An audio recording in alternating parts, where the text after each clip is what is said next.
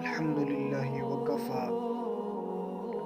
الصلاة والسلام على عباده الذين اصطفى. أما بعد، فقال الله تبارك وتعالى في كلامه المجيد والفرقان الحميد: أعوذ بالله من الشيطان الرجيم، بسم الله الرحمن الرحيم. ولهم عذاب أليم بما كانوا يكذبون. وقال النبي صلى الله عليه وسلم: آية المنافق ثلاث، وفيها إذا حدث كذب. صدق الله مولانا العظيم وصدق رسوله النبي الكريم، ونحن على ذلك من الشاهدين والشاكرين، والحمد لله رب العالمين. اللهم صل على سيدنا محمد وأصحاب سيدنا محمد وبارك وسلم عليهم. احساس کمتری میں مبتلا لوگ مغرب کی ہر چھوٹے بڑے معاملے میں تقلید و نقالی کو اپنے لیے ترقی اور کامیابی کا راز سمجھتے ہیں۔ یہی وجہ ہے کہ آج اگر امت اسلامیہ کے حالات پر ذرا سی نظر ڈالی جائے تو بے شمار بیماریاں ایسی نظر آئیں گی جن کا اسلامی تہذیب و معاشرت سے دور کا بھی واسطہ نہیں، بلکہ شریعت اسلامیہ میں ان کے خلاف واضح ہدایات موجود ہیں۔ اس کے باوجود مسلمان ان عادات و اطوار اور رسوم و رواج کو اپناتا جا رہا ہے اور یوں دھیرے دھیرے اپنے اسلامی تشخص اور مسلم آئیڈینٹی کو کھوتا جاتا ہے۔ نتیجہ یہ کہ شکل و شباہت، انداز خورد و نوش، نشست و برخاست، خوراک و پوشاک، چال ڈھال اور کام کاج، غرض ہر معاملے میں اغیار کی نقل کرنے پر فخر محسوس کرتے ہیں، اور تمام ذرائع ابلاغ، میڈیا انہیں اس نقالی پر اکساتے رہتے ہیں۔ کبھی ہندوؤں کے گستاخ رسول صلی اللہ علیہ وسلم شخص کی یاد میں منائی جانے والی تقریبات بسنت میلہ کے نام سے مناتے ہیں اور اس میں بڑے بڑے ناموروں کو پتنگ بازی کرتے دکھایا جاتا ہے۔ کبھی مجوسیوں کے جشن نوروز اور کبھی جشن بہارا میں مگن نظر آتے ہیں، اور ان میلوں پر لاکھوں کروڑوں روپے برباد کیے جاتے ہیں، کہیں سرکاری سطح پر اور کہیں غیر سرکاری رنگ میں، جبکہ ان میں سے کوئی بھی چیز اسلام سے دور کا بھی واسطہ نہیں رکھتی۔ حجاب اٹھتا جا رہا ہے، عورتیں پردہ چھوڑ رہی ہیں، اور وہ پردہ مردوں کے عقلوں پر پڑتا جا رہا ہے۔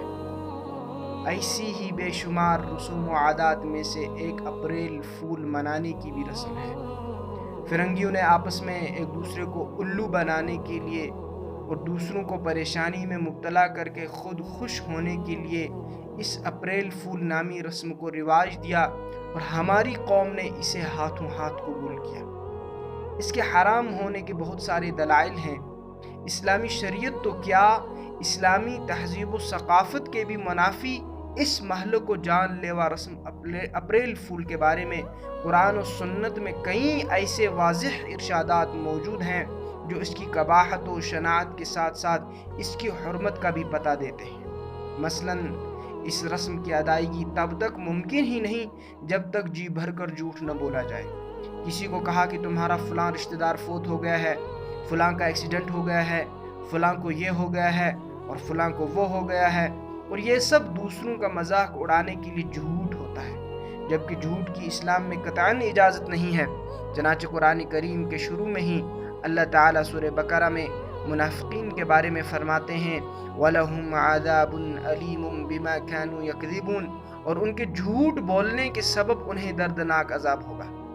آگے چل کر اللہ تعالیٰ ایک جگہ فرماتے ہیں: إِنَّ اللَّهَ لَا يَهْدِي مَنْ هُوَ كَاذِبٌ كَفَّارٌ، بے شک اللہ تعالیٰ جھوٹے اور ناشکر شخص کو ہدایت نہیں دیتا۔ اور جھوٹ بولنا تو قرآن کریم کی رو سے باعث لعنت فعل ہے، جیسے کہ واقعہ مباہلہ میں اللہ تعالیٰ نے نبی کریم صلی اللہ علیہ وسلم سے فرمایا، سورہ آل عمران کی آیت ہے، فَقُلْ تَعَالَوْا نَدْعُ أَبْنَاءَنَا وَأَبْنَاءَكُمْ وَنِسَاءَنَا وَنِسَاءَكُمْ وَأَنفُسَنَا وَأَنفُسَكُمْ ثُمَّ نَبْتَهِلْ وَنَجْعَلْ لَعْنَةَ اللَّهِ عَلَى الْكَاذِبِينَ۔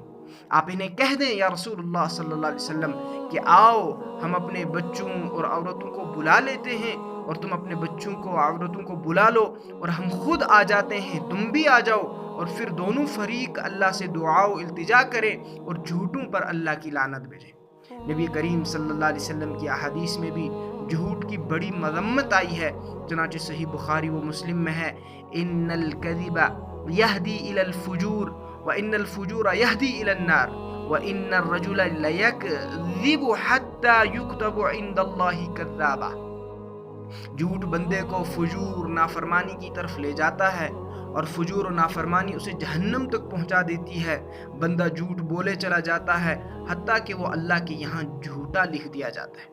اور بخاری و مسلم میں ہی رسول اللہ صلی اللہ علیہ وسلم نے منافق کی جو 3 علامتیں بتائی ہیں، ان میں سے خیانت، بدعہدی، اور اس کے علاوہ ایک اور علامت جھوٹ بولنا بھی ہے۔ چنانچہ رسول اللہ صلی اللہ علیہ وسلم ارشاد فرماتے ہیں، آیت المنافقی 3، منافق کی 3 نشانیاں ہیں، ان میں سے ایک یہ بھی ہے، وَإِذَا حَدَّثَ كَذَبَ، اور جب بات کرے تو جھوٹ بولے۔ اور منافق کی سزا اتنی سخت ہے کہ اللہ تعالیٰ نے فرمایا، ان المنافقین فی الدرک الاسفل من النار ولا تجد لهم نصیرا، بے شک منافقین جہنم کی سب سے گہری نچلی کھائی میں ہوں گے اور تم کسی کو ان کا مددگار نہ پاؤ گے۔ صحیح بخاری شریف میں واقع معراج مصطفیٰ صلی اللہ علیہ وسلم سے متعلق ایک طویل حدیث میں ہے کہ نبی اکرم صلی اللہ علیہ وسلم نے جن لوگوں کو عذاب دیا جا رہا تھا انہیں دیکھا۔ ان میں سے ایک آدمی کے جبڑوں اور باچھوں کو گدی تک چیرا جا رہا تھا، اس کی ناک کے نتھنے بھی گدی تک چیرے جا رہے تھے، اور اس کی آنکھیں بھی گدی تک چیری جا رہی تھی۔